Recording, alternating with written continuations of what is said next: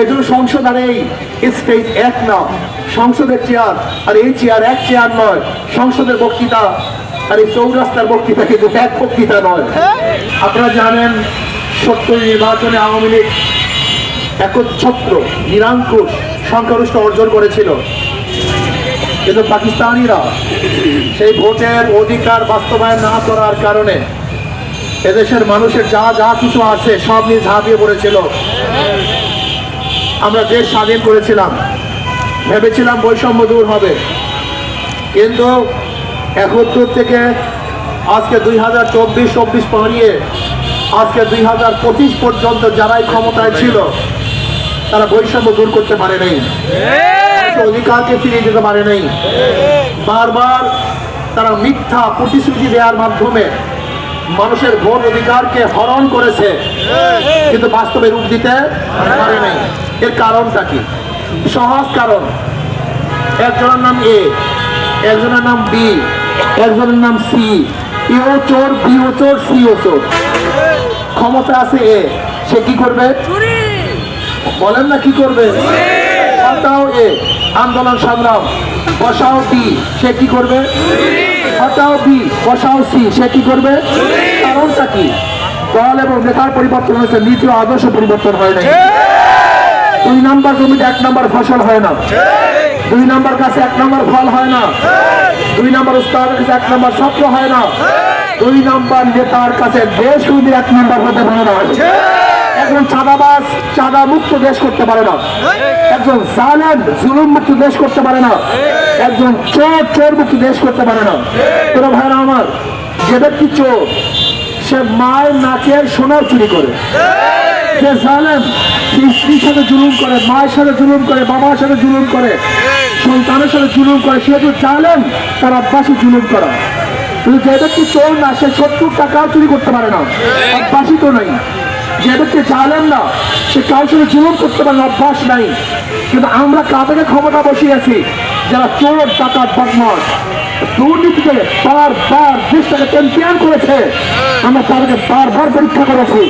কিন্তু মদিনাওয়ালার শাসন যারা কায়েম করতে চায়, মদিনাওয়ালার সাথে যাদের সম্পর্ক, কোরআন সুন্নাহর আইন যারা বাস্তবায়ন করতে চায়, যাদের হাতের মধ্যে জুলুমের কোনো ছাপ নেই, যাদের মধ্যে হারামের কোনো রক্ত নেই, যারা কোরআন সুন্নাহ অনুযায়ী চলতে চায়, তাদেরকে একবার আমরা নির্বাচিত করি নেই। এবার আমি বরিশালবাসীকে বলবো, একটা বারের জন্য আমাদেরকে পরীক্ষা করেন। ওনাদেরকে বারবার পরীক্ষা করছে, ফেল করেছে, কিন্তু আমাদেরকে বারবার পরীক্ষা করেন নাই।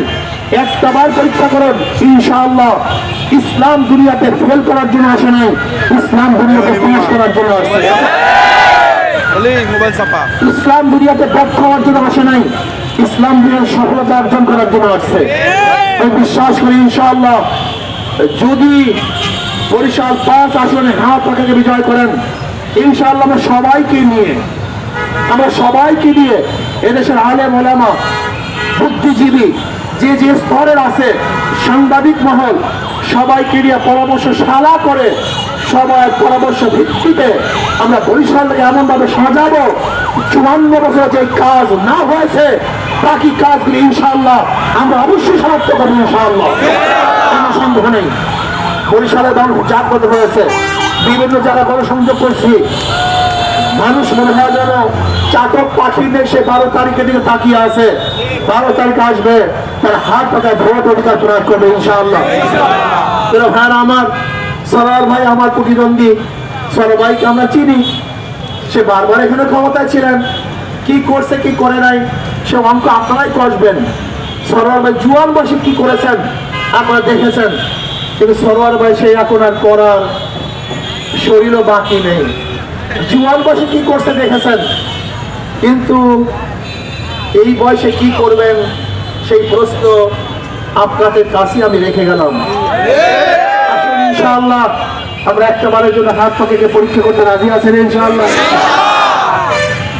বলতে পারছেন আপনি এখানে আসছেন কেন? 2-1 ডজন এমপি যে সম্মান আল্লাহর কাছে কম দাম নেই, খেয়ে পরে ভালো থাকার মতো অর্থ আল্লাহ দিয়েছেন, তারপরে এখানে আসছি কেন? এখানে 1000 বছর বক্তৃতা করলেও আইন হয় না, কিন্তু সংসদে 5 মিনিট কথা বললে আইন হয়। এখানে 1000 বছর কথা বললো গরিবের অধিকারকে বাস্তবায়ন করা যায় না, কিন্তু সংসদে 5 মিনিট কথা বললে অধিকার বাস্তবায়ন করা যায়। এখানে 1000 বছর কথা বললেও এদেশের টাকা বিদেশে পাচার করা বন্ধ করা যায় না, কিন্তু সংসদে 5 মিনিট কথা বললে বন্ধ করা সম্ভব হয়। এই জন্য সংসদ আর এই স্টেজ এক না, সংসদের চেয়ার আর এই চেয়ার এক চেয়ার নয়, সংসদের বক্তৃতা আর এই চৌরাস্তার বক্তৃতা কিন্তু এক বক্তৃতা নয়। এর জন্য যদি মনে করেন আমি সংসদে গেলেও বোবার মতো থাকবো, বোবা পাঠিয়ে লাভ নেই, কোন বোবা সংসদে পাঠিয়ে কোনো লাভ নেই। আর পক্ষে হাত তুলবো আর শুধু নার পক্ষে হাত তুলবো, এরকম বোবা পাঠিয়ে লাভ নেই। আর যদি মনে করেন আপনার সন্তান সংসদে গেলে বোবা থাকবে না, বরং এই দেশের পক্ষে, মজলুমদের পক্ষে, ইসলামের পক্ষে, চোরদের বিপক্ষে, সন্ত্রাসীদের বিপক্ষে কথা বলবো, হুঙ্কার মারবে, তাহলে আমি বলবো কাজ শুধু আমার না, আমাদের সবার কাজ। আগামী 12 তারিখে ইনশাআল্লাহ বিপুল ভোটে হাত পাকাকে বিজয় করার জন্য আমাদের চেষ্টা করতে হবে, দাঁড়ে দাঁড়ে যেতে হবে, মানুষকে বুঝাতে হবে। ইনশাআল্লাহ খেলাফত মজলিস সহ জামাত সহ সবাই আমাদেরকে সমর্থন দিয়েছে। অনেক ভোটাররা বলে, জনগণ বলে এই বছর ইনশাআল্লাহ হাত পাকা বরিশালে, আমার বক্তব্য না, জনগণের বক্তব্য, মিনিমাম কমপক্ষে 50,000 ভোট বেশি পেয়ে এবার বরিশাল ইনশাআল্লাহ হাত পাকা বিজয় হবে।